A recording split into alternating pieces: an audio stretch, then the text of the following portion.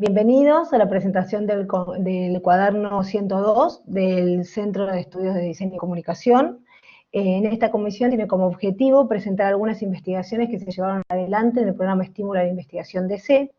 Este programa nace en el 2011 con el fin de estimular la investigación y la reflexión tanto de docentes como egresados y tener una actividad sostenida de investigación dentro de la institución.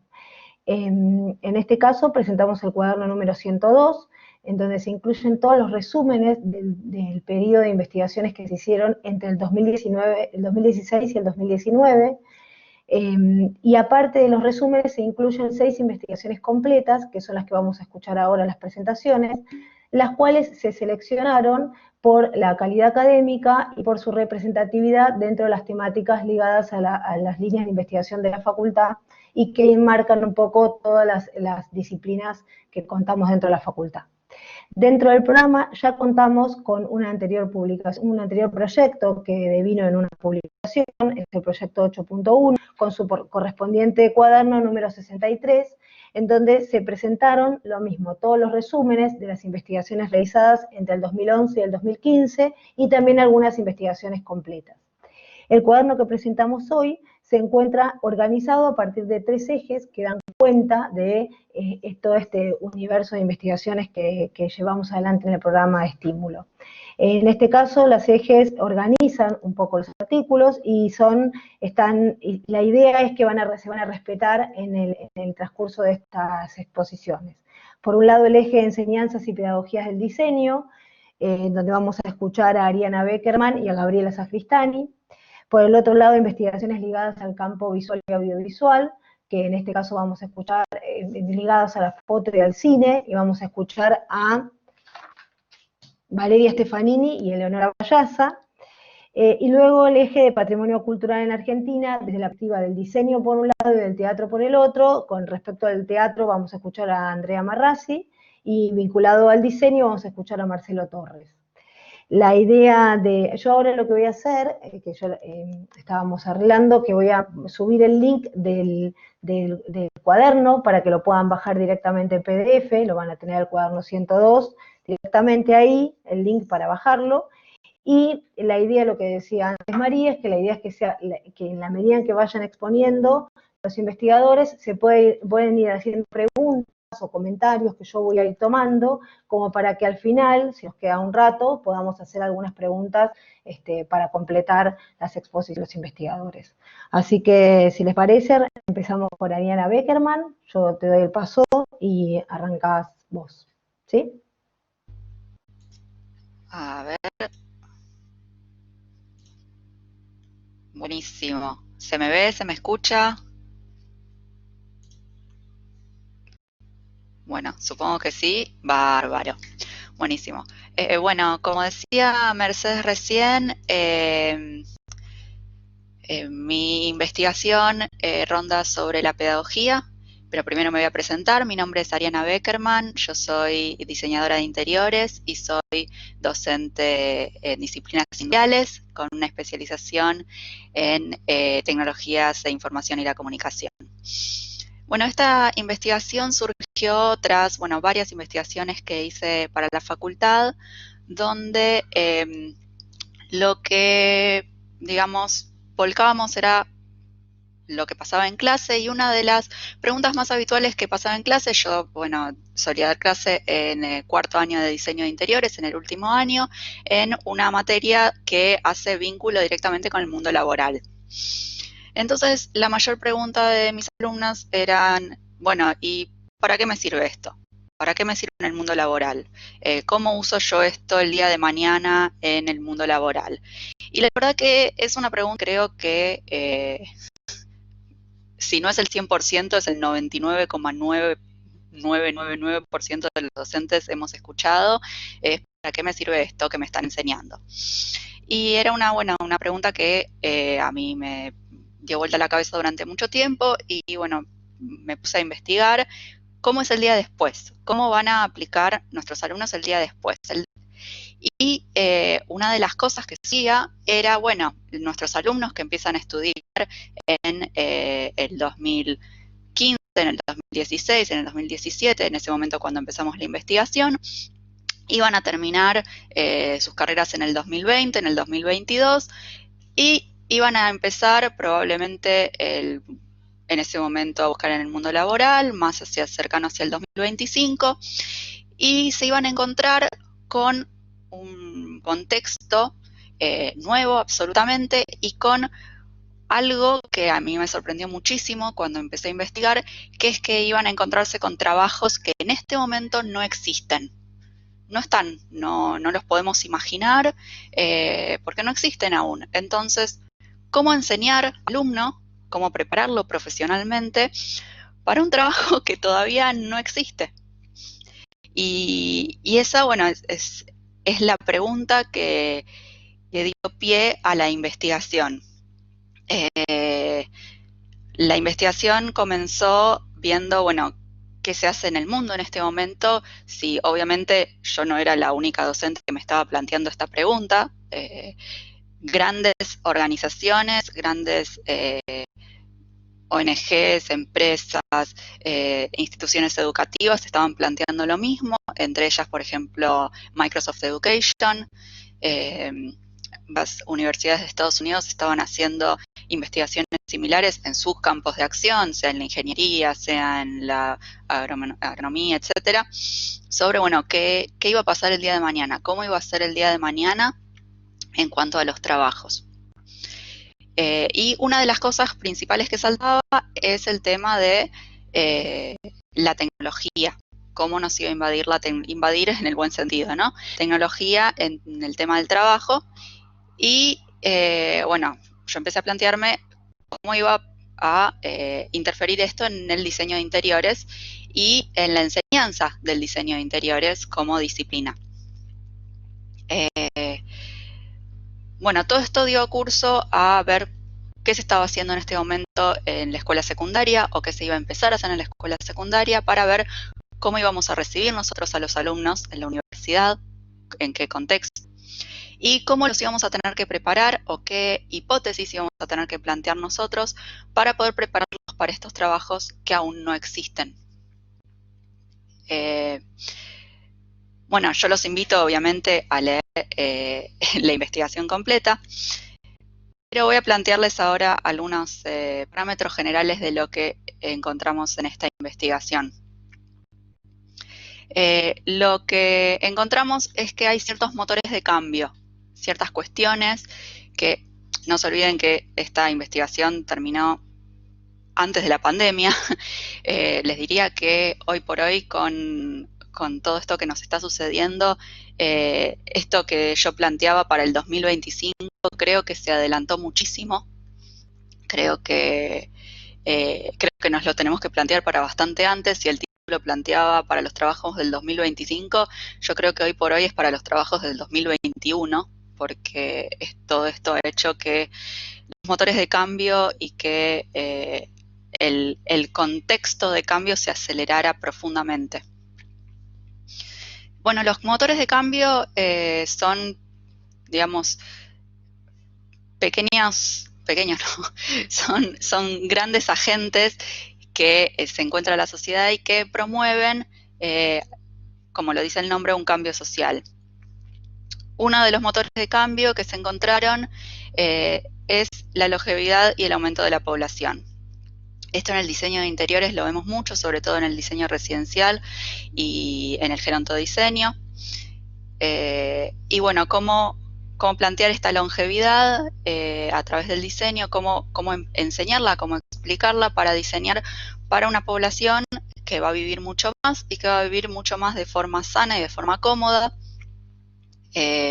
No como tenemos el estereotipo por ahí de la tercera edad antiguo, y cómo, bueno, afrontar este estereotipo, derribarlo y poder diseñar para la longevidad y el aumento de la población. El aumento de la población es otra parte de este motor, bueno, que plantea la superpoblación de ciudades y, bueno, otras cuestiones que compartimos con la arquitectura y con el urbanismo, de cómo poder plantear este cambio.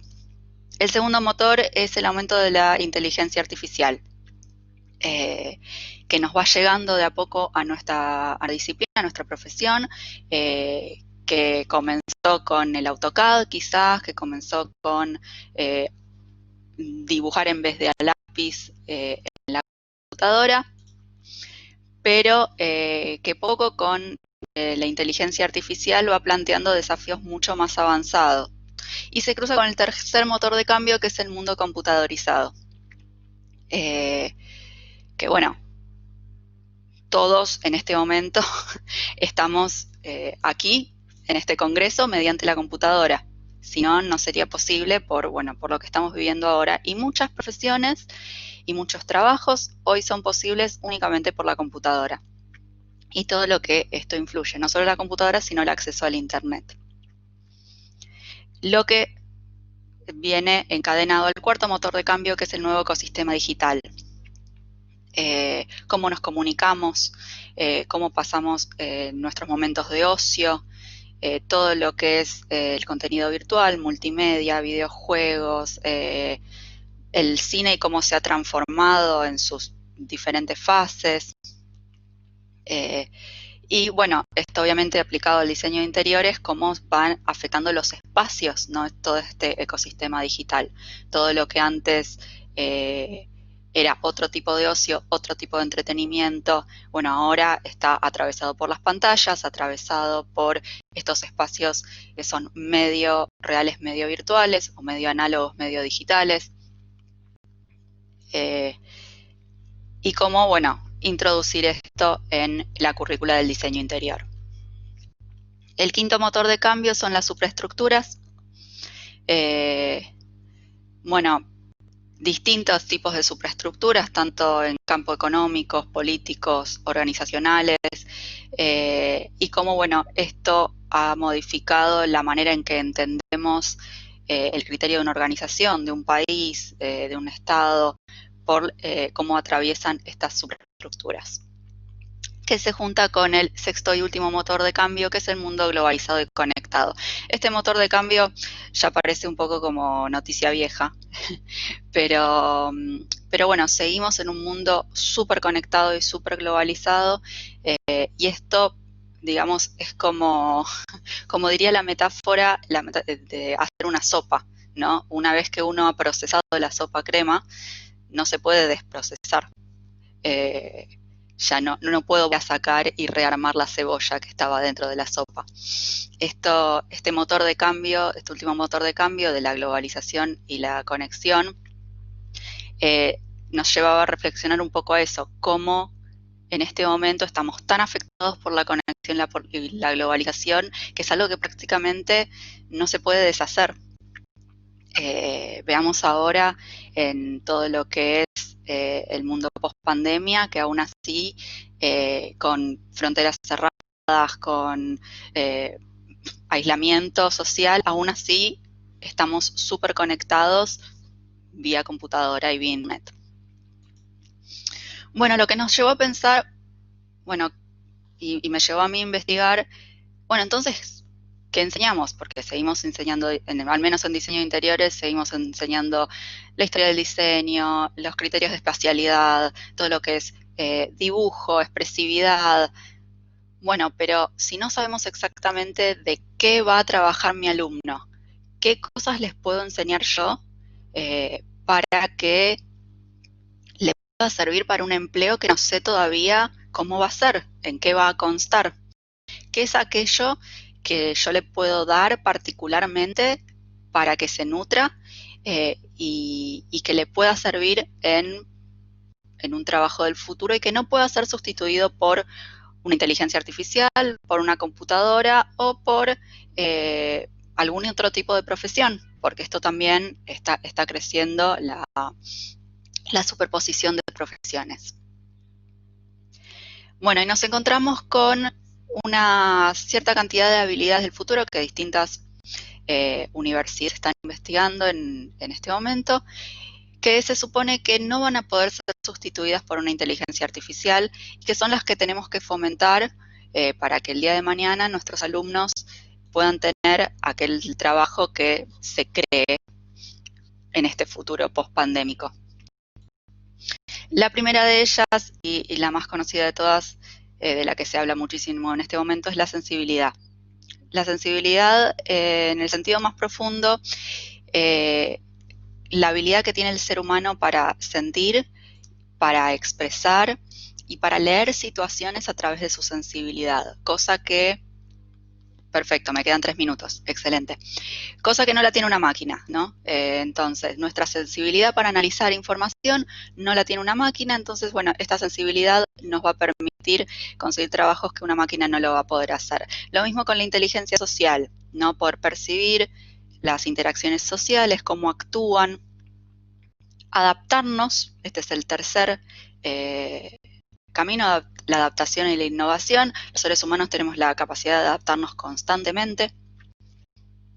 Las competencias multiculturales, en este momento, por todo lo que es la globalización, estamos trabajando con alguien de otro país, alguien de mi misma empresa, pero por ahí con una sede en otra ciudad, y poder tener esta habilidad y entender lo que está pasando en otras culturas en este momento con quien yo estoy trabajando.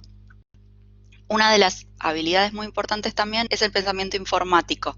Saber que yo voy a terminar trabajando con una computadora y voy a terminar trabajando con algún tipo de inteligencia artificial. Poder entender cómo funcionan estas programaciones me va a ayudar a mí a poder desarrollar mejor mi trabajo. Entender los nuevos medios de comunicación que nos invaden, están todos alrededor nuestro. Entender la transdisciplinariedad, es decir, que vamos a poder tener que ver nuestro trabajo, en el caso nuestro del diseño de interior, a través de muchas ópticas, de muchas ramas distintas, de muchas profesiones. Por ejemplo, cómo se ve el diseño de interiores, bueno, si yo estoy haciendo un hospital, en este caso pandémico, a través de la medicina, a través de la enfermería, no solo a través del paciente, a través de todas las disciplinas que conjugan lo que yo estoy haciendo.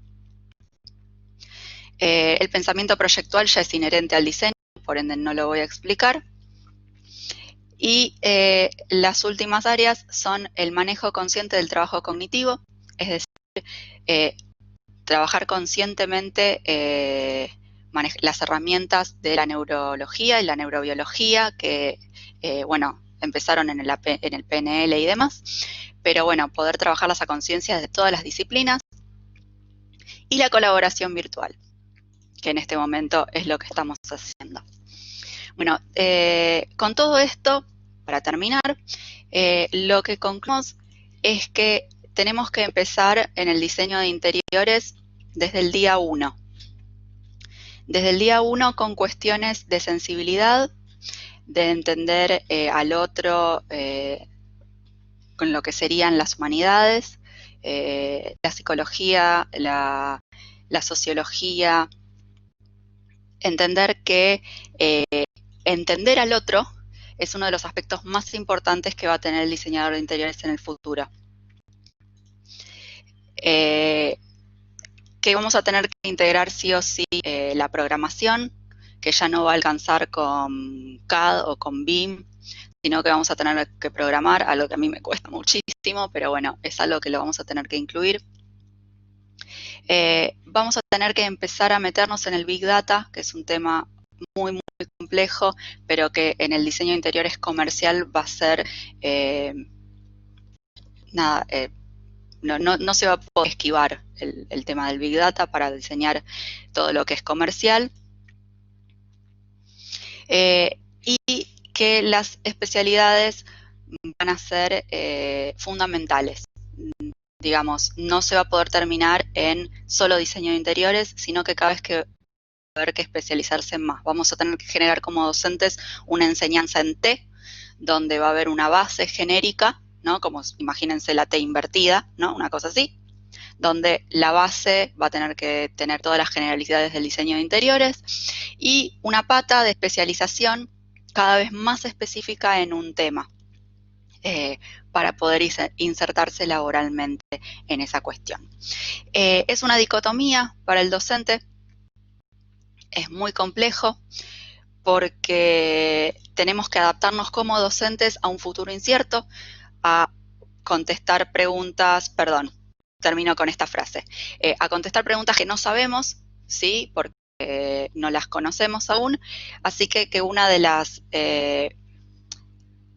cuestiones que vamos a tener que enfrentar más importantes como docentes para mí es la incertidumbre, poder lidiar con el alumno la incertidumbre de su propio futuro. Bueno, los invito a leer la investigación, a la cual recorrí muy velozmente, que intenta responder a esta pregunta de a qué se dedicarán nuestros alumnos laboralmente en el 2025. Bueno, muchas gracias. Muchas gracias, Ariana, por tu presentación. Vamos a continuar con la presentación de Gabriela.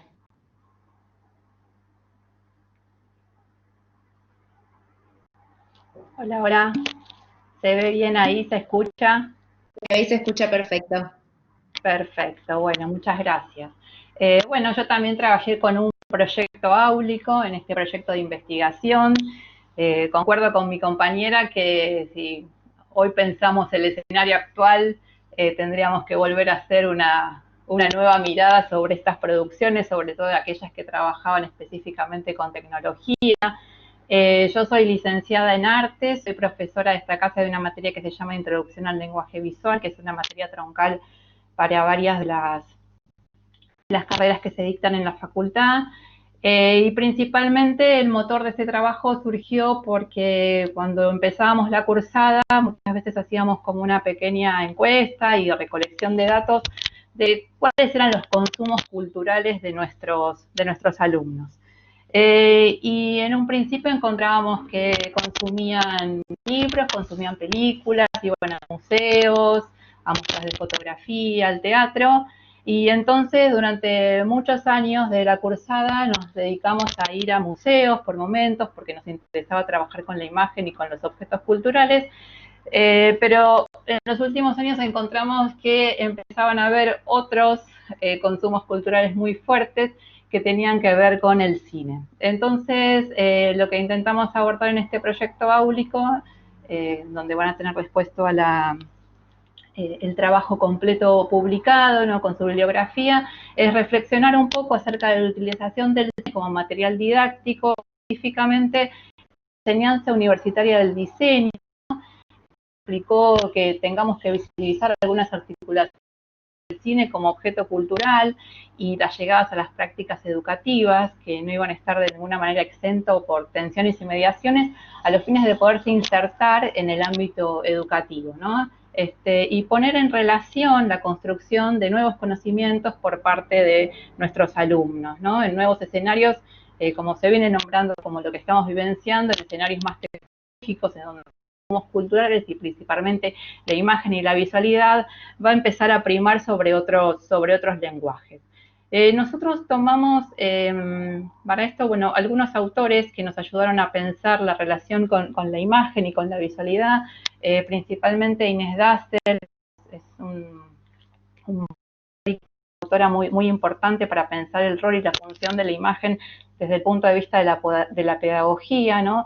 Lo que Dassel señala es que desde el surgimiento de la escuela moderna, y si hacemos nosotros también un recorrido, un flashback hacia atrás y pensamos en las imágenes, cómo nos han interpelado en la educación, desde la escuela moderna entonces las imágenes han estado presentes de una u otra forma en nuestra enseñanza, ¿no? Lo podemos tomar como símbolos religiosos, nacionales, las ilustraciones que se nos acercaban en nuestros libros y que daban cuentas de fenómenos naturales o sociales, pero también como formas de expresión, jugando como un papel importante en esta transmisión y apropiación de la cultura dentro de los ámbitos educativos.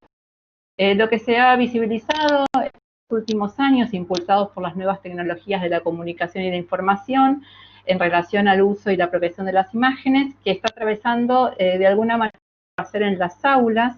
Esto resulta muy permeable en relación a lo que nuestros estudiantes consumen como objetos culturales, ¿no? Estas nuevas formas simbólicas, cada vez más subjetivas y complejas, ¿no?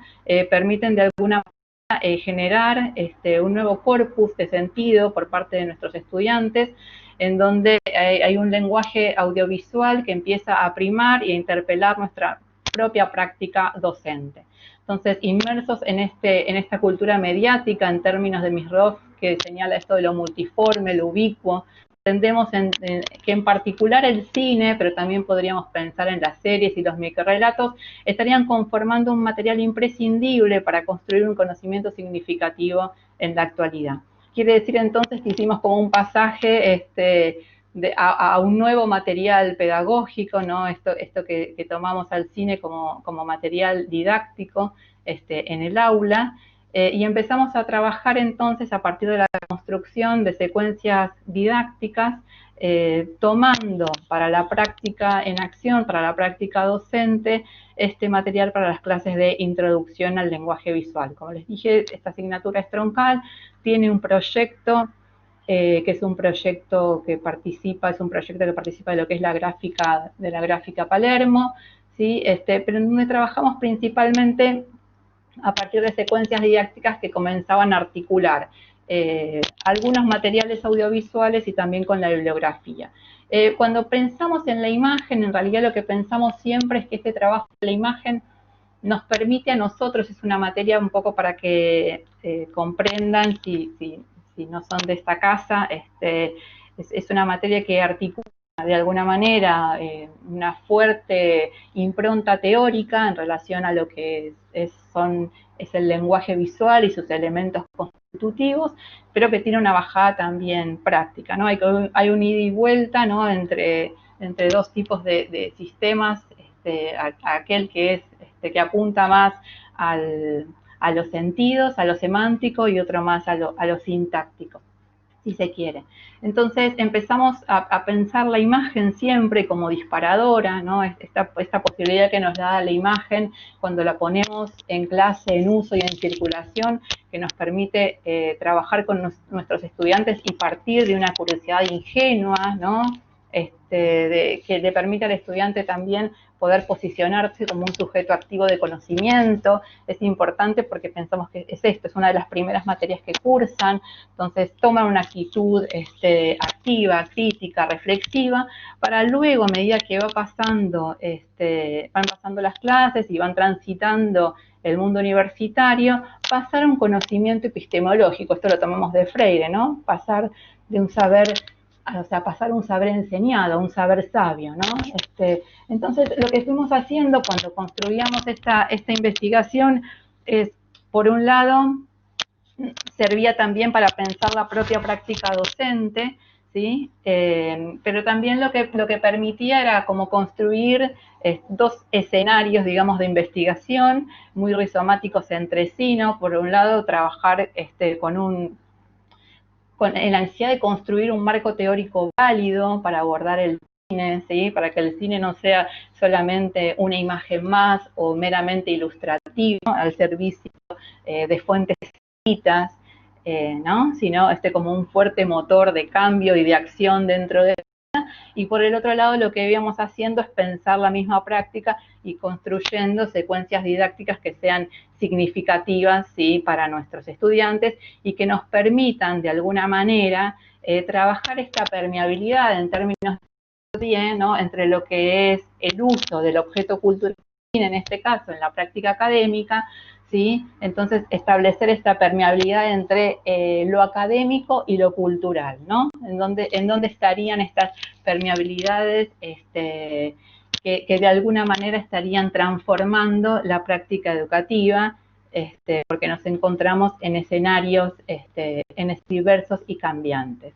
Entonces, lo primero que hicimos fue tomar esto, armar un estado de la cuestión, como ya les dije, armar un marco teórico fuerte, lo van a encontrar bien esto en la publicación, ¿sí? Tomamos algunos autores como Lipovetsky, Seroy, Guber, sobre todo para hablar de cuestiones que tienen que ver con la imagen, con la pantalla, con lo omnipresente, ¿sí?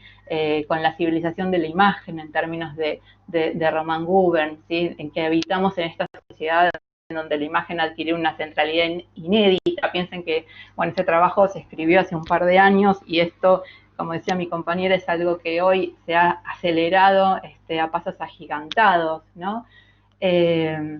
Entonces, estos modos de producción y de circulación de la imagen, que de alguna manera lo vemos en los productos culturales, también han permitido generar cambios sustanciales en las formaciones, formaciones académicas, ¿no? Y en los espacios también de expresión y consumo de esta imagen, del cine, ¿no? Pensemos en múltiples plataformas que hoy en día nos están permitiendo conectarnos, pero también consumir objetos culturales. ¿No? Pienso en cine, pienso en teatro también, pienso en los museos que están tomando como una nueva perspectiva, y esto también ha modificado la escuela. Bueno, como les decía, por aquel entonces lo pensaba como una propuesta más chiquita y más transformadora al espacio áulico, y no pensaba, por lo que estamos atravesando hoy en educación, que todo se está dando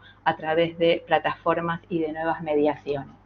Entonces, estas transformaciones culturales, como les dije recién, no solamente modificaron al cine, sino que también lo que hicieron fueron modificar las instituciones educativas, ¿sí? Como principales instituciones de la modernidad, en donde esta transmisión, ¿sí?, del conocimiento tenía como base, de alguna manera, transmitir un conocimiento masivo de una cierta cultura elegida, ¿no? Esto también acá es interesante porque permite de alguna manera pensar y rever, ¿sí?, aquellas cuestiones que tienen que ver con la hegemonía también de determinados discursos, ¿sí? Y las nuevas tecnologías nos estarían permitiendo también hoy en día hacer que estos discursos de alguna manera más democráticos y más emergentes. De alguna manera, lo que les venía comentando, bueno, tomé a Edith Lidwin, a mí me interesó partir de ella, principalmente porque trabajó mucho con el cine, sobre todo en educación a distancia, y bueno, es fundadora de lo que fue en la UBA la educación a distancia, y como el cine, y lo que encontró era que en realidad el cine no ha sido como muy explotado, sí por ahí en la escuela, en media sobre todo, como les decía recién, por ahí ilustrando más el texto o siendo CD, pero que todavía en la universidad ha sido como poco utilizado y poco explotado en cuanto al lenguaje, ¿sí? O sea, como el lenguaje a sí mismo. Por eso yo les señalaba anteriormente que nos había interesado, porque nosotros trabajamos específicamente a partir de dos niveles de análisis, el sintáctico y el semántico, y en donde esto a través del cine estaba muy presente y lo podíamos poner muy en práctica. Nosotros trabajamos a partir de lo que denominamos aula taller, es una modalidad que venimos adoptando hace varios años, y lo que sí fue interesante es trabajar específicamente, ajustar mucho la planificación, ¿sí? Creo que fue uno de los mayores desafíos, era ajustar esta planificación a modo de ir construyendo como distintos nódulos, ¿sí? O tópicos, por así decirlo, para poder pensar cuáles eran los distintos contenidos, cómo los íbamos a ir desarrollando. Esto tiene mucho que ver también con la necesidad de que nuestros alumnos se acerquen no solamente a la cultura y sean protagonistas de su cultura, sino también en cómo se acercan a los textos y al material teórico. Por lo general nos encontramos en que a veces nos cuesta mucho que se pueda leer en la universidad, porque es un proceso más complejo, distinto, eso lo trabaja Carlino, es un proceso distinto al de leer en otros niveles, ¿sí?, de tu proceso de enseñanza.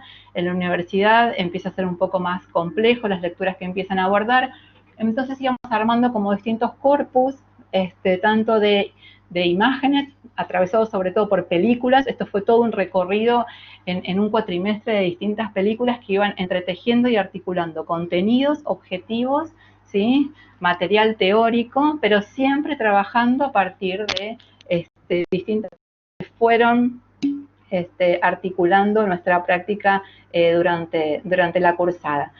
Fue muy importante pensar en el grupo, ¿sí? Esta encuesta que les digo que siempre hace parte un poco de entender cuáles son las actividades y los consumos culturales y los gustos, tomamos algunos de ellos y pensamos un corpus de películas para desarrollar durante el año, entendiendo que había algunas de estas modalidades que se podían ir desarrollando, ¿sí?, on demand, que si bien es un concepto que no proviene específicamente del campo de la educación, es un concepto que, bueno, que es altamente aplicable, ¿no? ¿Cuáles son aquellas cosas que no es necesario que las haga en el mismo momento en que estoy en el aula, sino que la puedo ir haciendo a lo largo de la semana? Entonces, partimos, como ya les dije, del cine como objeto cultural, y entonces fuimos tomando distintas instancias de transposición de ideas sin perder lo que es una vigilancia epistemológica, ¿sí? Entendiendo que si bien el cine ocupaba un lugar central, no estábamos de verdad, sino que todo lo contrario, lo que estábamos haciendo es trabajar con el lenguaje, ¿sí?, visual y audiovisual, y luego esto había que después transponerlo a una pieza gráfica que es la que iban a desarrollar nuestros alumnos. Por eso la idea de esta transposición tenía más que nada que ver con partir de un objeto del saber, ¿sí?, a un objeto a enseñar, o sea, un objeto que era un objeto cultural, que es este objeto de saber, a un objeto a enseñar con estas continuas instancias de transposición para convertirse finalmente en un objeto que ha sido enseñado, apropiado y resignificado. Bueno, algunas de estas cuestiones se fueron desarrollando a lo largo de los distintos trabajos y las propuestas que se fueron haciendo por parte de los estudiantes, se fueron incorporando nuevos conceptos, instrumentos de conocimiento, ¿sí? Nunca hubo una manera rígida de acercarse al material teórico, como yo les decía, sino que todas estas propuestas que confluyen en una bibliografía obligatoria, ¿sí?, fueron acompañando por un entramado de films y de relatos audiovisuales que le posibilitaban, ¿sí?, o potenciaban su posible relación. Entonces, lo que fue interesante también observar en estos grupos, nosotros trabajamos con grupos, esto es una característica de la universidad, trabajamos con grupos heterogéneos en el sentido de que provienen alumnos de distintas regiones de nuestro país, pero también de países latinoamericanos, y lo que fue interesante ver también era la homogenización que se producía dentro de lo que era el consumo cultural, ¿no? O sea, cómo si bien teníamos o partían de culturas distintas, ¿no?, cuando compartíamos cine o hablábamos de cine o hablábamos de series, observamos una homogenización en estos consumos, dados principalmente a partir de las tecnologías de la comunicación y estas nuevas plataformas de servicio masivo a lo que nos sometimos, ¿no?, a lo que veníamos trabajando. Entonces, otra de las cuestiones importantes que pudimos tomar en consideración a partir de este trabajo fue el rol del docente, ¿no?, una nueva reconfiguración de los roles docentes. Esto ya lo veníamos trabajando en el aula, pero entender entonces el rol docente desde un rol tal vez más horizontal, ¿no?, como un curador de contenidos dentro de lo que es el aula taller, dando apertura también a nuevos caminos, tendiendo puentes o tendiendo a buscar nuevas experiencias a partir de un objeto cultural que aparte es un objeto cultural compartido, ¿no? O sea, lo interesante cuando uno trabaja con objetos culturales es que si nosotros tenemos esta metáfora a veces del docente como jarra y el alumno como vaso, ¿no?, esta metáfora tan errada, cuando trabajamos con objetos culturales en donde la apreciación es distinta claramente y el consumo es distinto, trabajamos en bases más horizontales. Entonces, este docente curador de contenidos de alguna manera lo que va haciendo es ir armando caminos, ¿sí?, distintos caminos para poder llegar. No allana directamente el camino, sino que posibilita múltiples lecturas y resignificaciones. Entonces, lo que se pudo hacer a partir de este entrecruzamiento entre pedagogía y cine fue trabajar con experiencias inmersivas, ¿sí?, que posibilitó primero reconocer a nuestros estudiantes como sujetos de su propia cultura, ¿no?, y sujetos activos de su propia cultura en relación también al reconocimiento.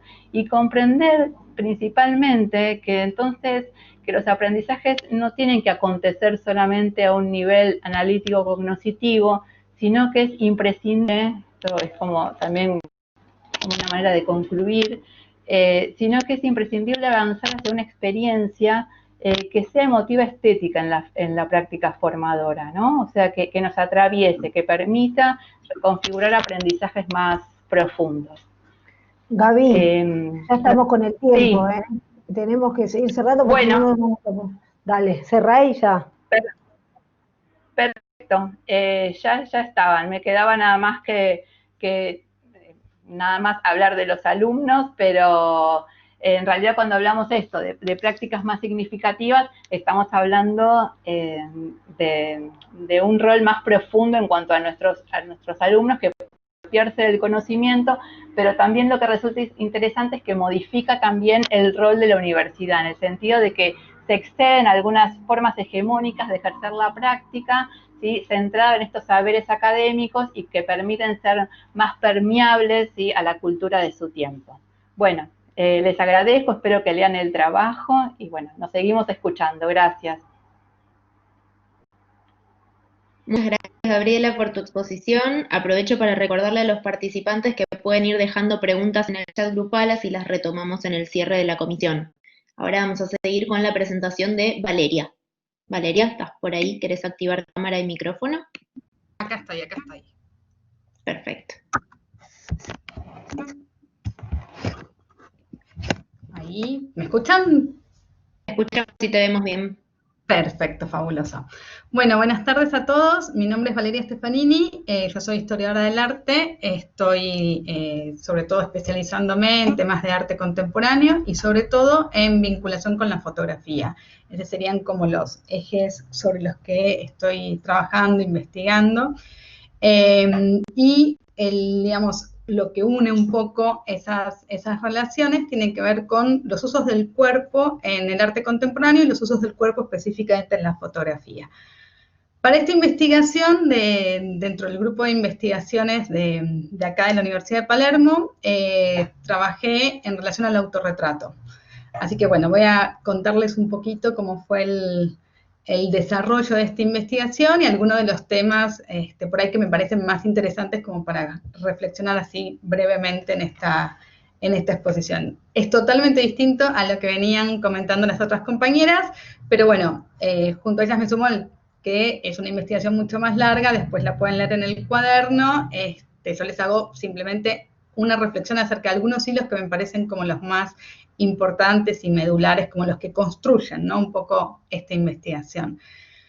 Surgió un poco alrededor de esta primera pregunta que yo voy desentrañando en distintas investigaciones acerca de, bueno, cómo se pone en juego el cuerpo en la fotografía, o específicamente en el arte contemporáneo, o en general en la fotografía, cuáles son los vínculos, ¿no?, que se va a establecer entre el cuerpo, la representación del cuerpo, la representación de ciertas identidades y el uso de la fotografía, ¿no? Y bueno, en el caso de esta investigación particular me pareció interesante trabajar con la obra de 4 artistas mujeres, que son totalmente distintas entre sí, no tienen demasiada relación, demasiada vinculación, porque justamente abordan como espacios o abordan formas de trabajar la fotografía y de poner en juego el cuerpo que son totalmente diferentes las unas de las otras. Entonces me parecía como muy interesante las posibilidades que me daba para reflexionar cada uno de los trabajos de estas artistas. Termino trabajando con artistas que son bastante contemporáneas, sobre todo Cindy Sherman y Nan Goldin, pero empiezo con Claude Cahun, que es un artista de principios del siglo XX, digamos, llegan a ser en el siglo XIX, pero trabaja a principios del siglo XX, y con Vivian Maier, que también es una artista fotógrafa, o una fotógrafa, digamos, ahora lo vamos a mencionar un poquito, esta diferencia, que trabaja por ahí un poco anterior cronológicamente. Entonces también es interesante un poco ver cómo durante el siglo XX se va como generando un poco una relación entre distintos trabajos y distintas propuestas y distintos trabajos desde lo técnico y desde lo metodológico, ¿no? Cuando uno piensa en autorretrato, obviamente la primera pregunta que a mí por lo menos me surgía o me resultaba interesante era empezar a pensar qué es lo que significa la representación de sí mismo, qué es lo que significa un autorretrato, qué elementos se necesitan para que yo pueda hablar específicamente de un autorretrato. Y ahí, bueno, ya de por sí nos vamos dando cuenta de que no es tan sencillo, ¿no? En primer lugar, para que haya un autorretrato ya tenemos que empezar a pensar que hay una concepción del artista, una concepción de lo que es el trabajo artístico que va a ir cambiando. Entonces, el autorretrato en la pintura surge, por ejemplo, con el Renacimiento, que es cuando el artista se empieza a constituir con un nombre y un apellido, con una independencia frente a la obra y frente al mecenas, o sea, se constituye justamente esa figura que nosotros hoy en día tenemos como tan asimilada del artista, que anteriormente, por ahí al Renacimiento, eso prácticamente no lo veíamos, lo teníamos como muy, muy diluido. Ahí en el Renacimiento nosotros encontramos por ahí esos famosos autorretratos, como por ejemplo el de Leonardo, el de Durero, son así como algunas maneras, ¿no?, de representar, de hablar de sí mismo.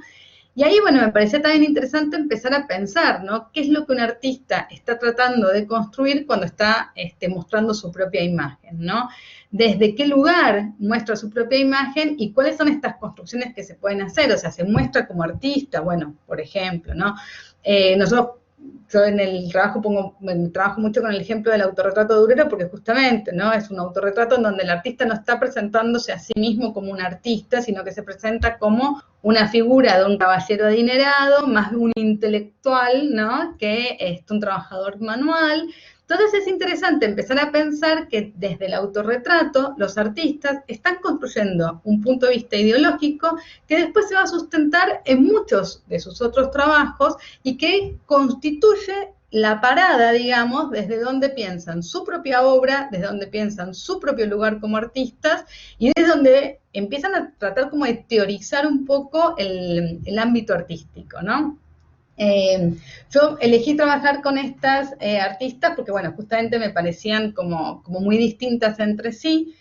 Claude Cahun, que me voy a referir un poquito a ella en un momento, así que arranco como con una definición muy breve, pero Claude Cahun es una artista bastante más desconocida que las otras tres, que, como les decía, nace a fines del siglo XIX, trabaja durante los primeros años del siglo XX y se inscribe en las vanguardias históricas, específicamente dentro del surrealismo, ¿no? Va a trabajar mucho vinculado al surrealismo, hace poesía y hace fotografía, ¿no? Serían como, y fotocollage, ¿no? Serían como los tres ejes fundamentales de su producción artística.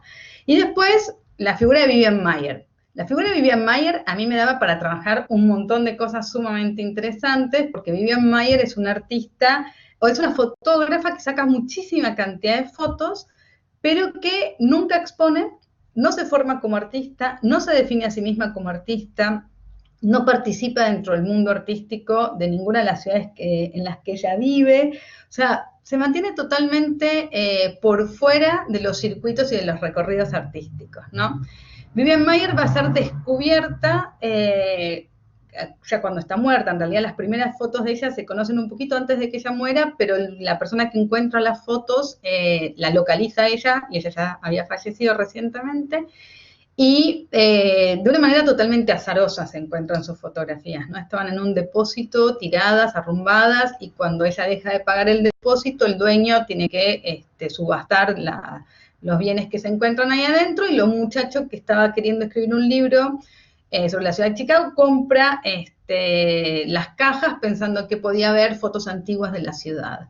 O sea, de una manera totalmente azarosa. Es un caso interesantísimo para pensar un montón de cosas, ¿no? Acerca de qué es un artista y qué es el arte, ¿no? O sea, una persona que no circuló en los circuitos artísticos y que no se define como artista, una vez que falleció, puede ser analizada y estudiada como un artista, ¿no es cierto?, cuando en realidad no tuvo ninguna circulación en ese ámbito.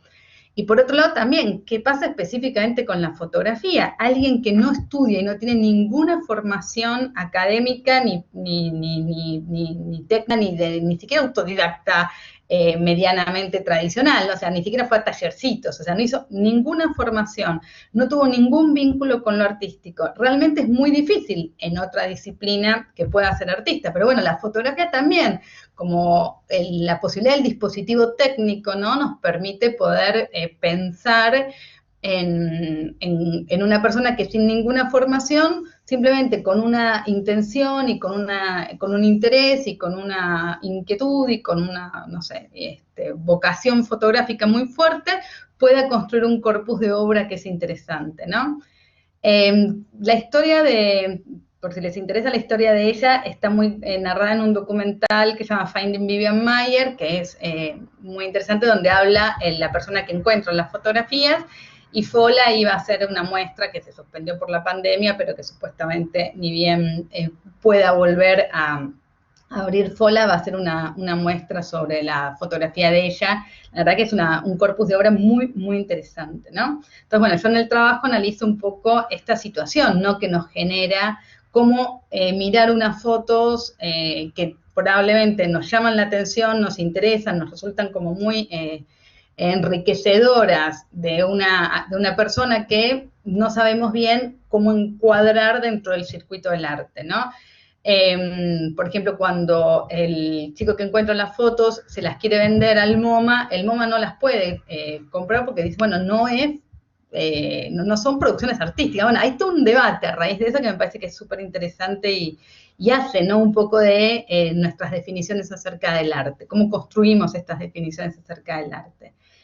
Y después las por ahí dos más conocidas, que serían Cindy Sherman, que trabaja mucho justamente usando la fotografía como una manera de pensar en la construcción de la identidad, en la construcción del cuerpo y en los modos en los que se exhibe el cuerpo, y construye, bueno, todo un corpus de obras imitando fotografías publicitarias y cuadros de distintos periodos de la historia del arte y fotografías publicitarias de distintas marcas, ¿no? Y Nan Goldin, que habla mucho de su interioridad y dentro de su propia circulación en la escena artística, ¿no? Entonces, bueno, me parecía que eran como muy interesantes los trabajos para empezar a pensar un poco en función de esto que Bárbara Kruger plantea, ¿no? El cuerpo como un campo de batalla, ¿no? Cómo estas artistas ponen y usan su propio cuerpo y su propia imagen para plantear cuestiones que son muy complejas, muy profundas, y que hacen un poco a nuestra reflexión acerca de los bienes culturales, porque metemos publicidad, estamos metiendo literatura, estamos metiendo un montón de cosas, o sea, no estamos solamente pensando en fotografía, ¿no? O sea, cómo se construye un poco nuestra idea de los bienes culturales y de esta circulación, cómo construimos los espacios de exhibición de arte, cómo construimos nuestras propias definiciones de arte y de artista, ¿no? Y para cerrar, que ya Mercedes me está diciendo, simplemente una mención a Claude Cahun, que me parece que es como una artista también muy interesante y por ahí la menos conocida, ¿no? Ella no solo trabaja el autorretrato en la reflexión de este inicio de probablemente las primeras abordajes de las fotos modernas, ¿no? Sino que también hay toda una puesta en escena de discursos que son, o sea, si bien han pasado 100 años, son sumamente importantes para nosotros y sumamente contemporáneos. Claude Cahun hace todo justamente una reflexión acerca del género a través de la fotografía y a través del uso de su propio cuerpo, un cuerpo muy andrógino, es más, ya nace con un nombre femenino y se lo cambia a Claude Cahun, que es un nombre que en francés es no es ni femenino ni masculino, puede ser usado tanto por hombres como mujeres. Entonces hace como de la ambigüedad toda una definición, ¿no? Entonces es muy interesante ver el corpus de obra de ella, ver cómo ella trabaja el cuerpo y sobre todo empezar a pensar, ¿no es cierto?, cómo han sido tenidas en cuenta estas fotografías en los círculos artísticos,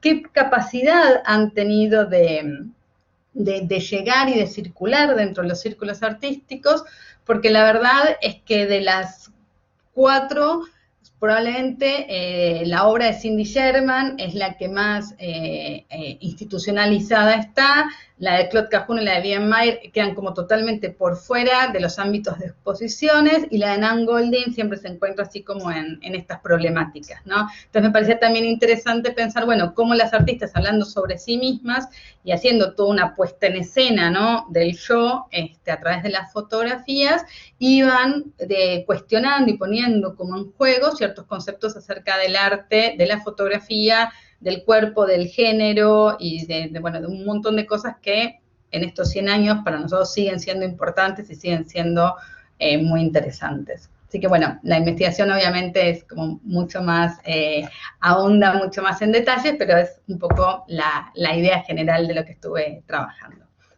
Muchísimas gracias, Valeria, muy interesante tu presentación. Vamos a continuar con Eleonora y seguramente en el final retomemos con algunas preguntas. Fabuloso, gracias.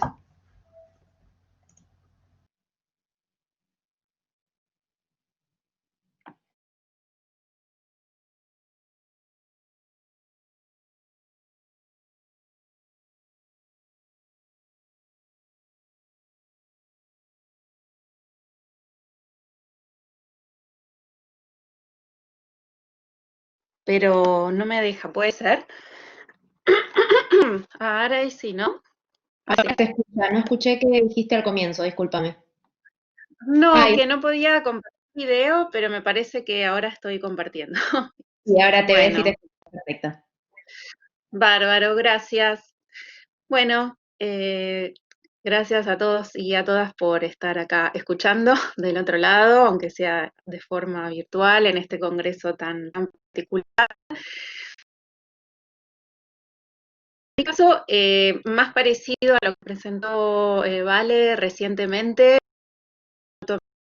cine, al cine argentino puntualmente, más como objeto de estudio y no tanto como mencionaron las compañeras anteriores, en relación a parte de una estrategia o de metodología de enseñanza, ¿no? Yo las últimas investigaciones que vengo trabajando y que de hecho el jueves en otro cuaderno de investigación que se va a presentar, en realidad son diferentes aspectos de un tema que yo estoy trabajando en un doctorado en artes en la UNTREF, que tiene que ver con el cine experimental, y este era un tema que me resultaba interesante, pero como que quedó un poco acotado a esta investigación que hice durante todo un año, digamos, pero que claramente es como una primera parte de algo que necesita un mayor desarrollo. Por lo tanto, es una temática que me interesa, pero bueno, quedó ahí como un planteo. Yo lo que hice ahora un poquito fue como, es un texto del 2016 aproximadamente, creo que lo hice entre el 2016, principios del 2017, estuve ahí como para guiarme, digamos, edité un poquito, pero bueno, obviamente yo les voy a ir contando a medida que leo los puntos más importantes, algunas reflexiones que fueron surgiendo. Bueno, el título es El cine infantil argentino, reflexiones acerca de la historia y tendencias del cine infantil argentino, en el que básicamente, perdón, se investigó sobre la historia y las tendencias, disculpen, estoy medio mal, del cine infantil en Argentina. Se toma el concepto o categoría de infantil no simplemente, digamos, limitándonos a la primera infancia, sino también al sector de la sociedad que abarca lo comúnmente denominado infanto-juvenil, ¿no? Para este trabajo fue central partir de investigaciones previas que estuvieron realizando durante varios años la Asociación de Productores de Cine para la Infancia, APSI, que culminó, digamos, en un libro que se llama La historia del cine infantil en la Argentina, sobre el cual se elaboró, digamos, gran parte del marco teórico y estructura de la presente investigación, ¿sí?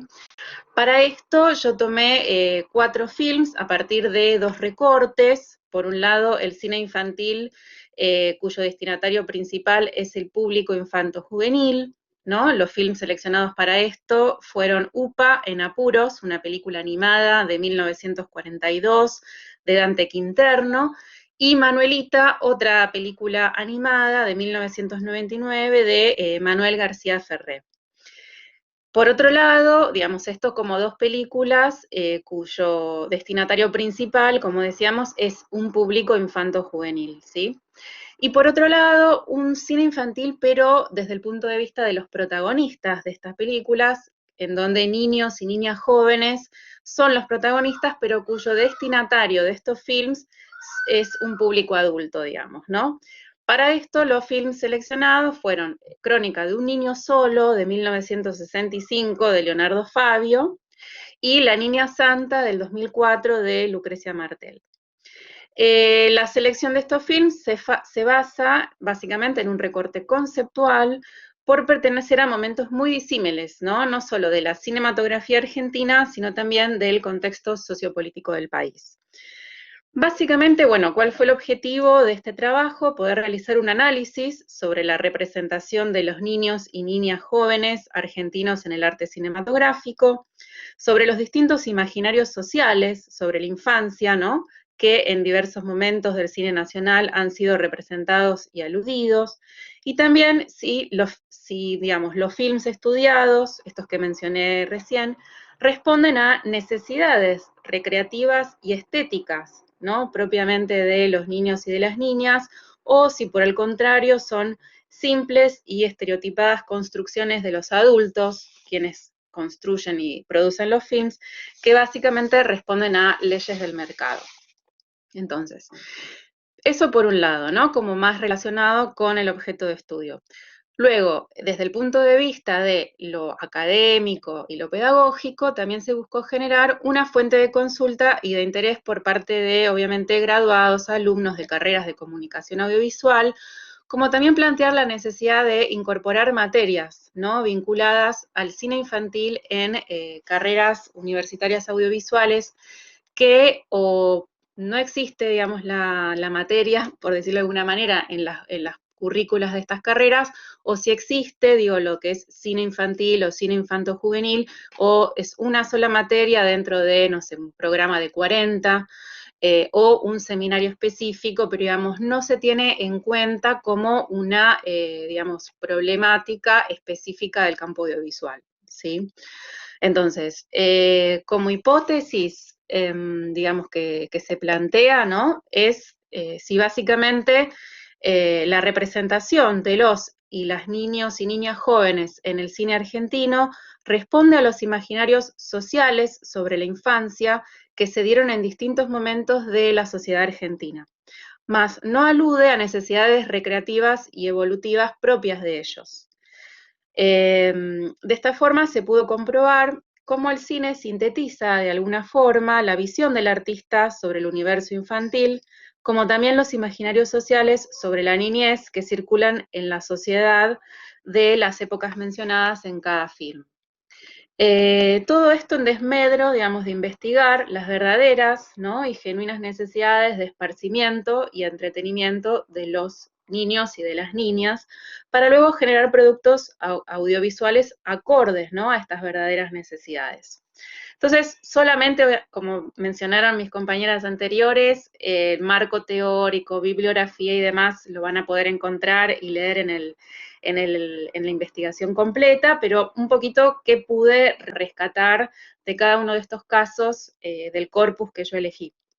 Entonces, el primer film seleccionado, como les comenté, fue este film animado que se llama Upa en apuros, de Dante Quinterno, de 1942, que bueno, que como decíamos forma parte de este grupo de films destinados a un público infantil, que básicamente trata del secuestro que comete el malvado gitano Juanillo, un personaje, al pequeño Upa, otro de los personajes de esta película, que Upa es el hermano menor de Paturuzú, ¿no?, que es como la figura más emblemática de esta historieta de Dante Quinterno. Y básicamente es eso, ¿no?, es como este hermano y de sus aventuras y de todas las peripecias que pasa para poder rescatar o sea, Paturuzú intentando rescatar a Upa. Desde una mirada contemporánea, digamos, este tipo de argumentos, básicamente como para sintetizarlo, el secuestro de un menor y su posterior venganza y rescate desde situaciones de violencia, digamos, no serían como muy admitidos o bien vistos por una comunidad hoy, ¿no?, en un público contemporáneo. Por lo tanto, si nos ubicamos históricamente, Upa en apuros de 1942 es claramente un contexto bélico, ¿no?, como para poder entender un poquito dentro de qué contexto mundial estamos hablando, dentro del marco, digamos, de la Segunda Guerra Mundial, bueno, sumado a la situación política de Argentina, que se encontraba presionada, digamos, por su postura neutral frente a la guerra. Entonces, básicamente lo que encontramos es una postura, digamos, o la ubicación del niño en esa sociedad en un lugar totalmente pasivo, ¿no?, de observación frente a una realidad que básicamente es una realidad violenta, y bueno, frente a esta realidad que no tiene muchas herramientas, digamos, para poder por decirlo de alguna manera. El segundo film, ¿sí? De este corpus, que también está destinado al público infantil y también es de animación, es Manuelita, de 1999, de Manuel García Ferré.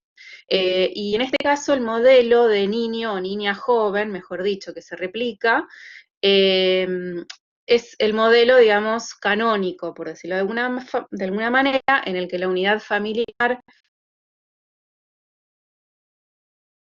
la meta máxima del personaje femenino, se completa cuando digamos, este personaje encuentra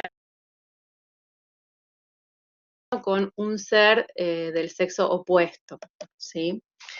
Por otro lado, los últimos dos casos que mencioné, Crónica de un niño solo, Fabio, de 1965, muy brevemente, obviamente es una película emblemática dentro de la historia del cine nacional. Crónica es el primer largometraje de Leonardo Fabio. Esta historia resume la vida de un niño que no puede ser niño por las condiciones de marginalidad extrema, sí, que atraviesa. Por lo tanto, es un niño que no pertenece a una familia tradicional, no tiene un grupo de referencia más que algunos compañeros del reformatorio, y no vive bajo la protección de ningún adulto. Sí, Crónica de un niño solo, como se comenta en varios escritos sobre esta película, es la crónica de un niño solo, pero no es la crónica de un solo niño, ¿no? Sino que es la crónica de muchos. Niños que no conocen la infancia, pero que sí conocen, bueno, el reformatorio, la cárcel, situaciones de violencia extrema, ¿sí? Abusos de todo tipo.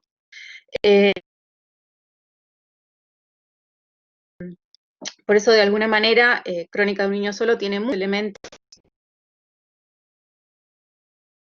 autobiográficos de Leonardo Fabio, porque si bien el niño es el protagonista, básicamente es un niño que está despojado de la condición de infancia, ¿no? Por este contexto, digamos, tan complejo en el que le toca vivir.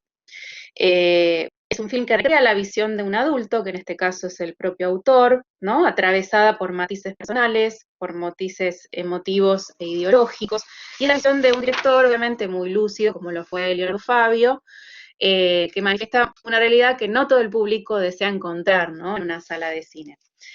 Pero no plantea, digamos, problemáticas propias de niños jóvenes en situación de marginalidad social que puedan interesar a los niños, ¿no? O sea,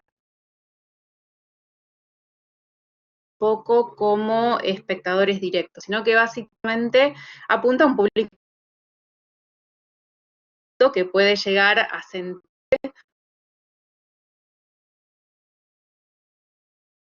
algún tipo de empatía, digamos, con el director. Y por otro lado, no sé si se está escuchando bien. Sí, Eleonora, discúlpame la interrupción, pero tendrías que ir cerrando. Ya estamos en tiempo. Ah, bueno, perfecto. Sí, esta es lo bárbaro. Sí, esta es lo último que iba a decir.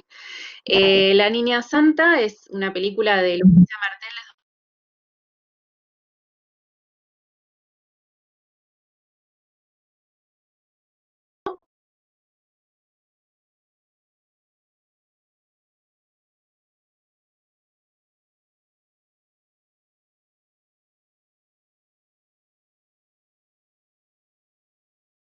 referente fundamental, pero de otra generación de nueva cine argentino,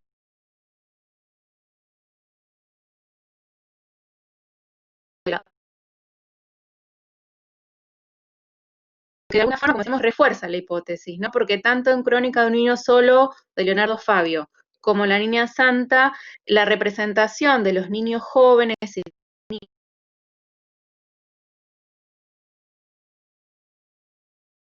está fuertemente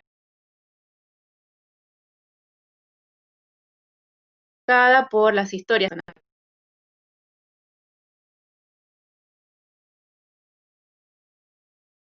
directores, pero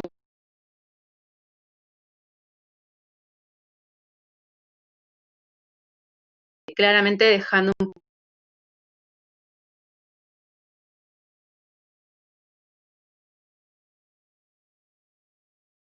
lado esto que decía,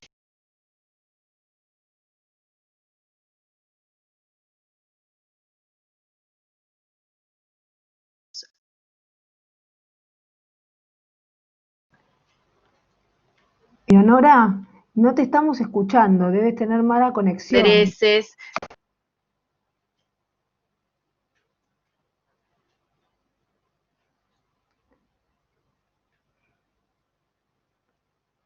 ¿Nos escuchás vos? Porque se va la voz.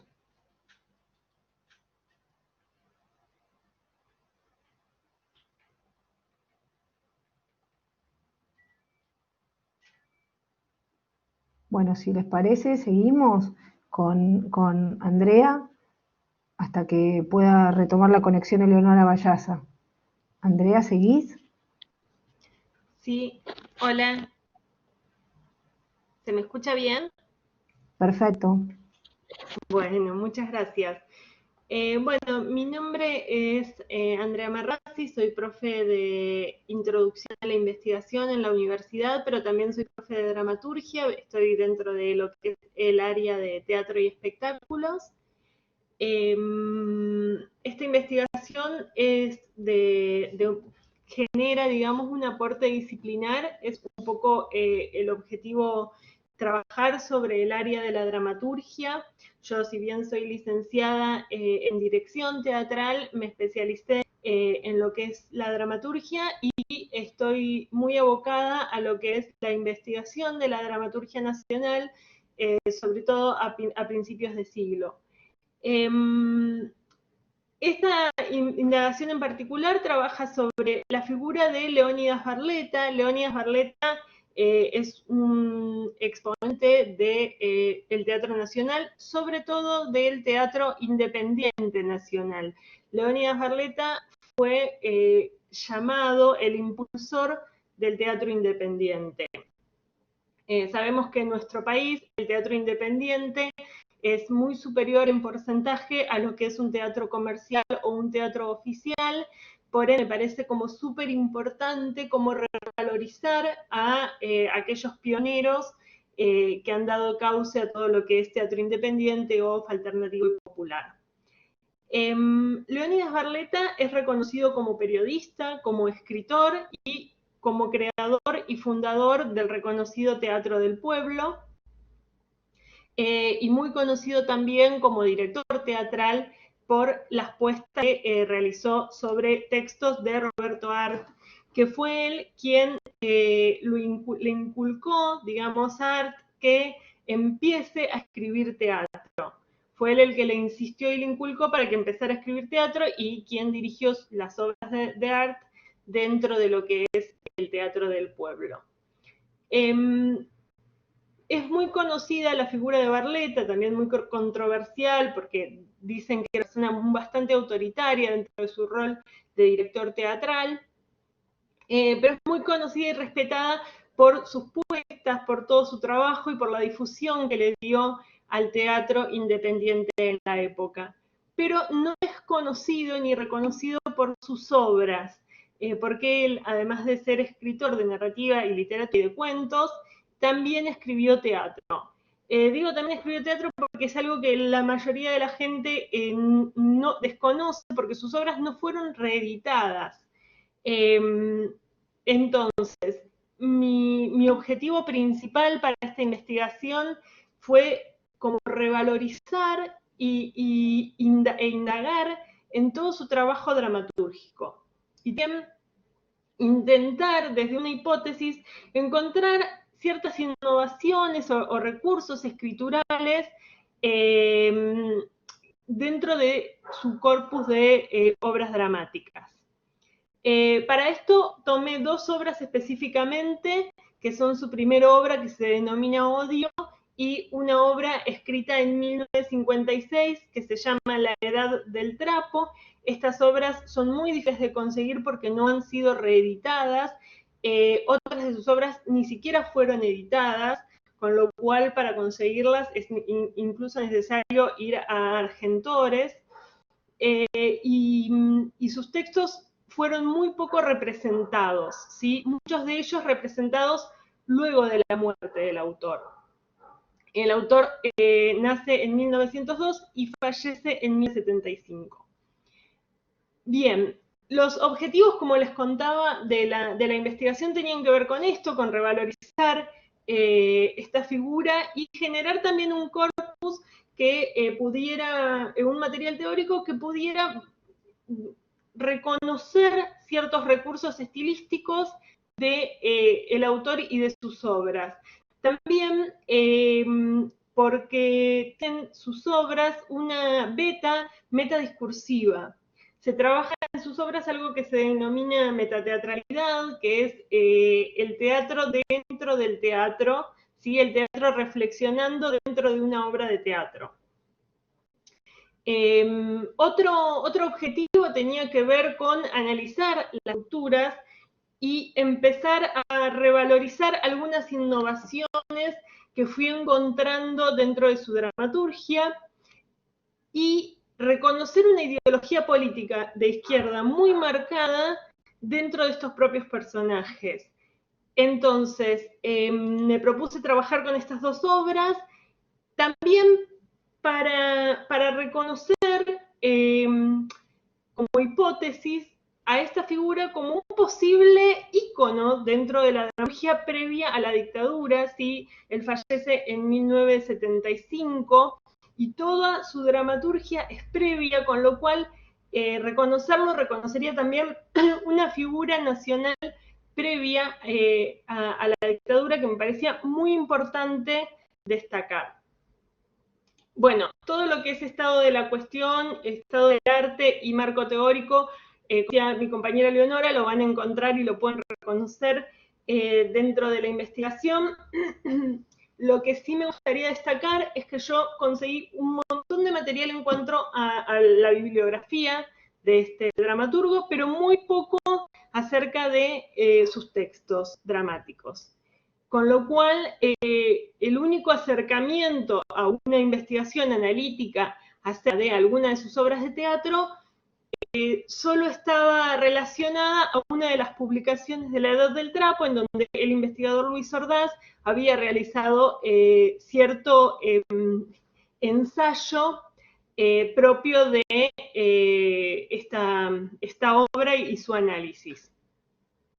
Por otro lado, hay mucho material sobre el teatro del pueblo y sobre el teatro independiente de esta época y de cómo empieza esta producción teatral a hacerse eco.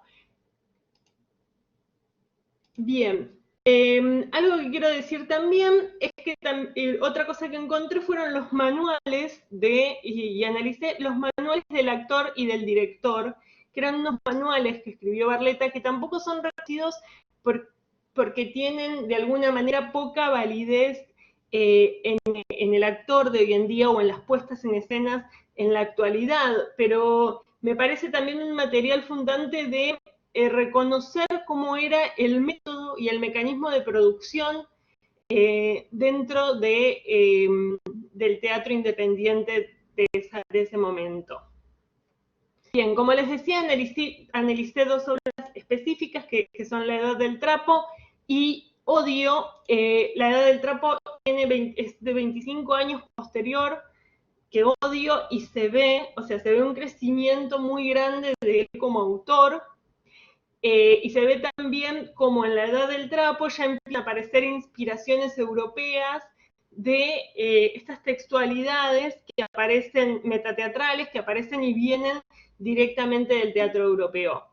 La Edad del Trapo tiene una estructura muy similar al melodrama, habla de una historia de un amor imposible, una pareja que no pueden estar juntos, pero lo abarca desde la representación de una obra de teatro.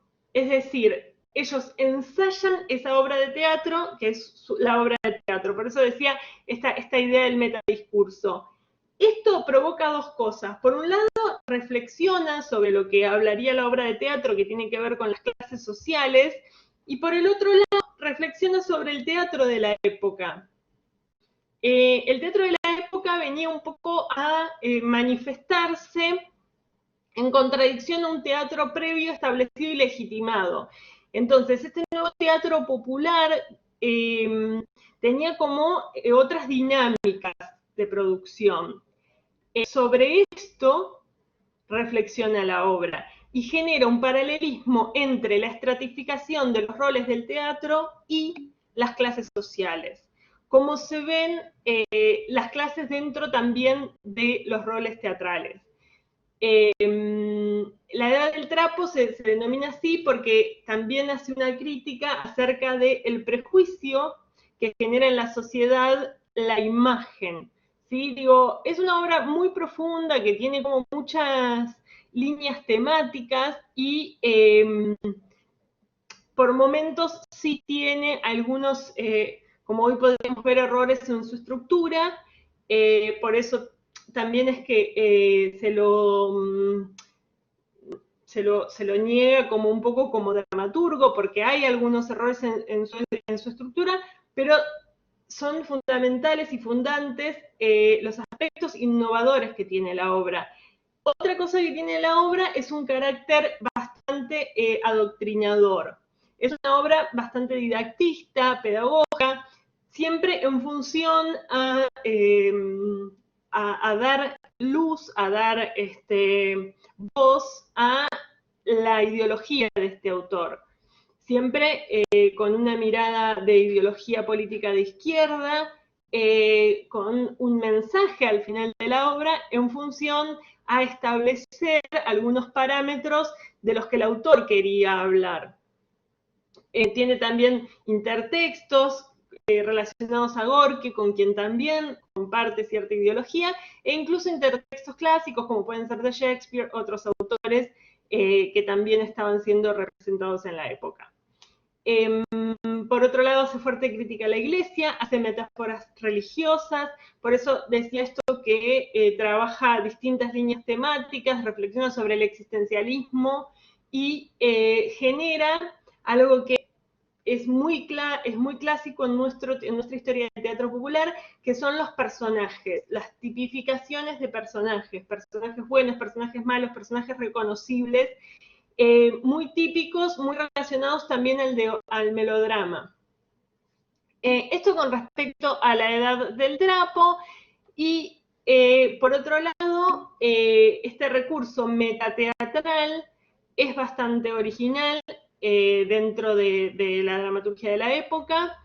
Es un recurso del cual el autor se nutre, ¿sí?, en toda la obra. Es un recurso que está muy bien utilizado durante toda la obra, por eso lo destaco. Y también aparece como una especie de principio de algo que todavía no existe en ese momento, que es el teatro invisible. ¿Por qué? Porque dos espectadoras se levantan y cuestionan el lugar de la mujer en la sociedad, ¿sí? Cosa que no solamente habla de cierta idea de feminismo dentro de la obra, sino que además trabaja esto del teatro invisible. ¿Por qué? Porque las espectadoras que habían sido espectadoras, nadie sabía que eran actrices hasta ese momento, digamos, y en ningún momento está la obra para explicar que eran actrices. Con lo cual, ese recurso que después Boal va a llamar como teatro invisible, todavía no se había descubierto o todavía no se había trabajado. Por lo cual digo, es muy importante reconocer determinados parámetros interesantes dentro de sus recursos. Por otro lado, la obra Odio, que está escrita, como les decía, 25 años antes, sí tiene bastantes limitaciones en cuanto a su estructura y en cuanto a cierta... tiene como momentos muy predecibles, pero trabaja muy bien todo lo que tiene que ver con la imagen, imágenes muy fuertes, con mucha conciencia social. Si bien la obra por momentos se vuelve, esto que les decía, un poco predecible y uno puede reconocer qué es lo que va a pasar, casi que se adelanta lo que va a pasar en el final, esto que podría ser un foco de pérdida de atención para el espectador, por eso la obra también él no la reconoce como dentro de un teatro de vanguardia, por más que tiene elementos vanguardistas. Esta obra específicamente... André, perdón. Pero necesitamos que vaya cerrando porque si no, no va a poder exponer Marcelo. Ah, perdón, perdón. Dale. No, ya cierro. Esta obra específicamente, les decía, tiene algunos problemas escriturales, pero también es una obra muy interesante en cuanto a su temática. Eso y bueno, y todo lo demás lo pueden leer, perdón si me pasé del tiempo. Muchas gracias.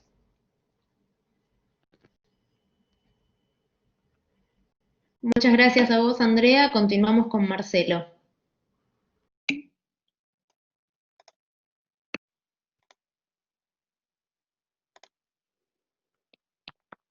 Bueno, hola, ¿qué tal? ¿Me escuchan todos bien ahí? Sí, perfecto. Perfecto, bueno. Bueno, en primer lugar, un agradecimiento por presentar esta investigación en Cuadernos. Y bueno, yo soy Marcelo Torres, docente también de la universidad.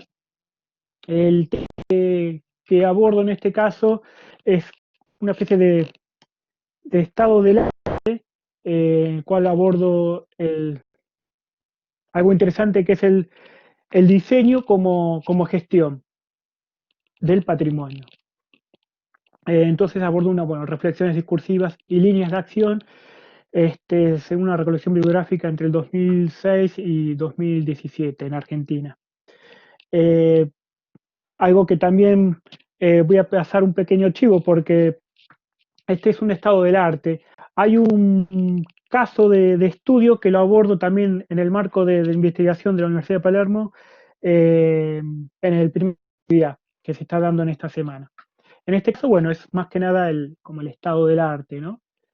Y las preguntas que me planteaba en esta investigación es, bueno, ¿cuáles son estos conjuntos de enunciados del diseño que se aplican en los modelos de gestión y comunicación en un territorio? ¿Y qué políticas también se aplican en la gestión patrimonial?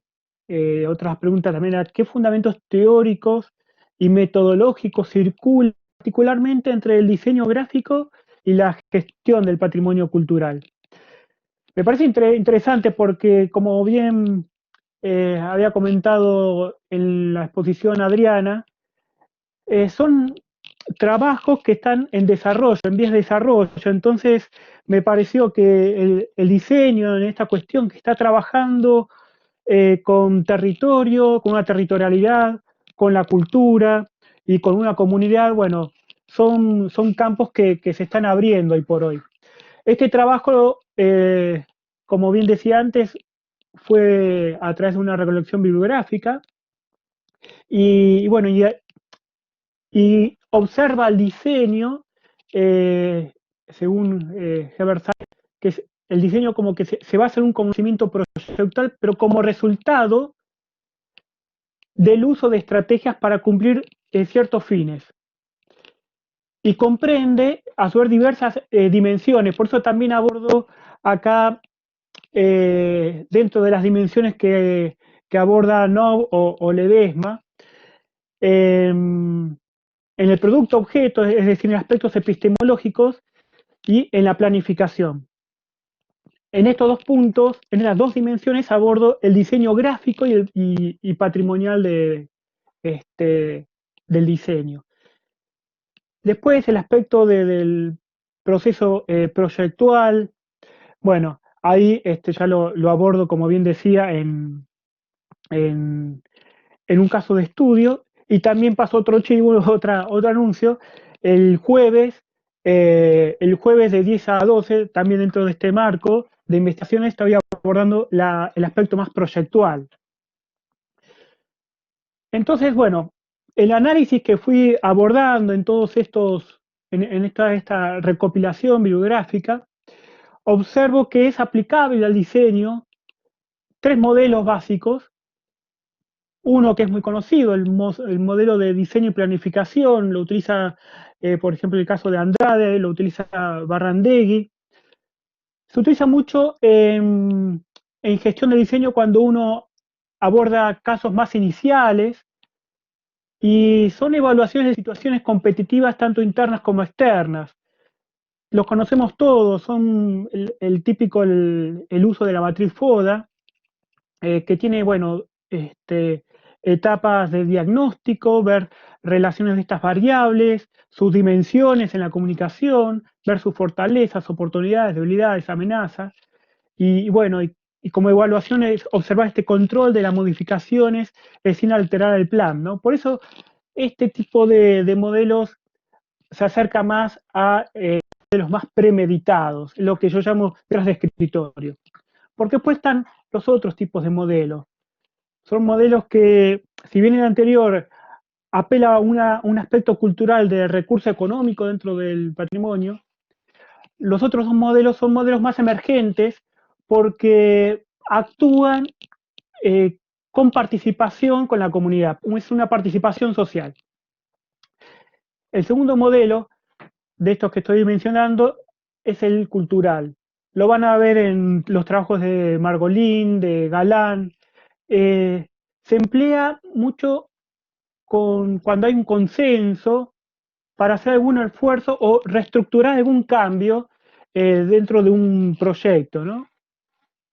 Es muy común que se estudie la historia de la comunidad, cuáles son sus patrones de conducta dentro de este colectivo social, porque nos permite saber los recursos y los mayores beneficios, y de esta manera se promueve un consenso colectivo seleccionando los recursos culturales más prometedores, ¿no?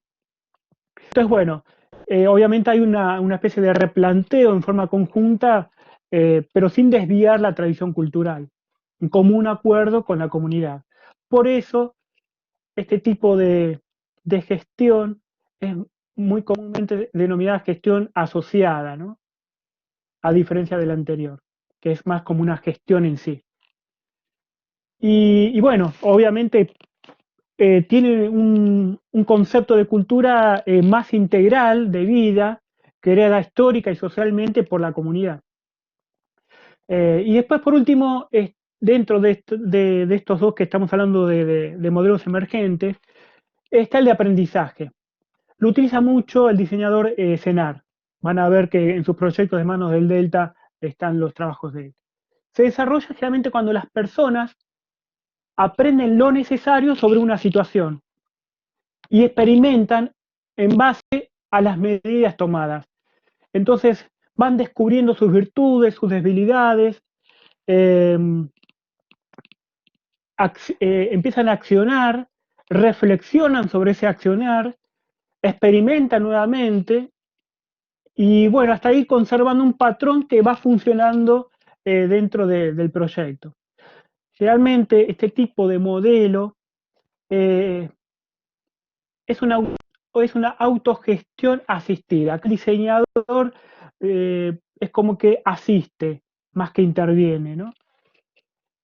Es una intervención más asistida. Es un proceso, culturalmente podemos decir que observa una cultura como un proceso de construcción y de disputa por los significados, como diría Wright.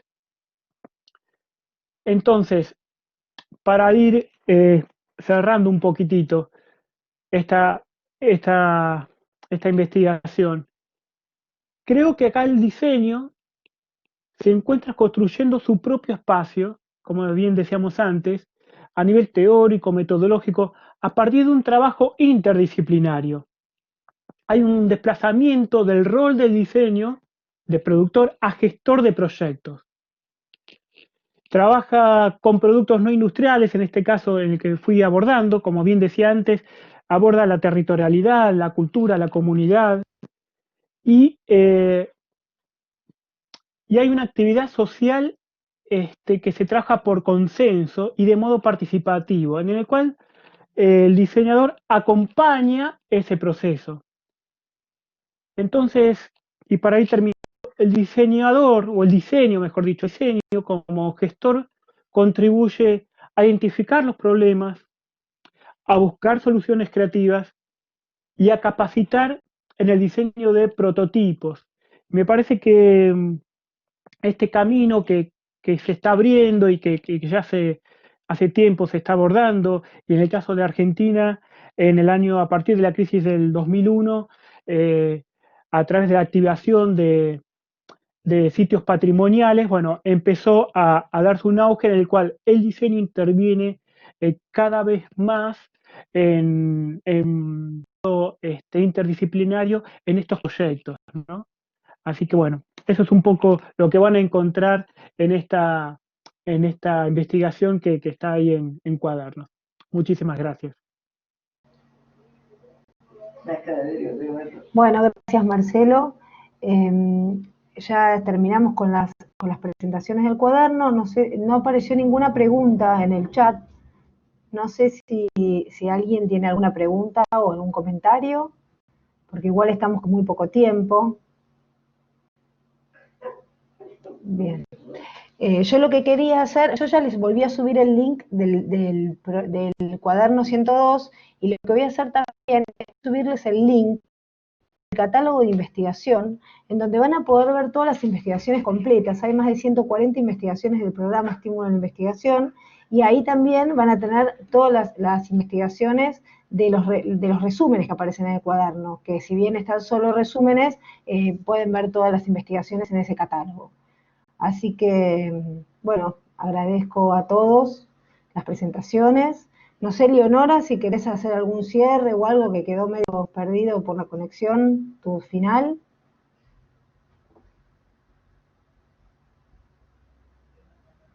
Eleonora. Puede ser que no tengas conexión. O no puedo abrir ya el micrófono. Bueno, no te preocupes.